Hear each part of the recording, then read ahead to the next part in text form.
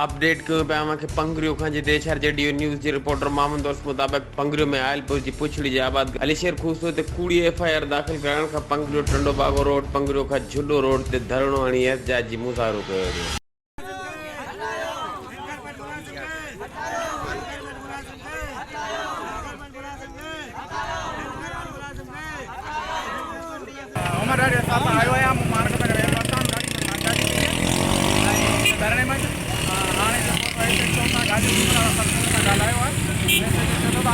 FIR दाखिल करियां थो लोकल माण्हू आहिनि ऐं एज जे ख़िलाफ़ ॻाल्हायां थो इंक्वायरी करियां थो हुन खां पोइ जेको हाणे हिते माण्हुनि खे धरणो ॻोल्हियो आहे त हिते आबादगार ऐं जेकॾहिं इंक्वायरी न थी त हिते वाइदो मुज़ाहिरीन SDO ज़ुल्फ़कार लाशारी ख़िलाफ़ सख़्त नारेबाज़ी कई। 2 कलाकनि जे धरणे खां पोइ पुलिस मुतालबा मञींदे धरणो ख़त्म कयो वियो।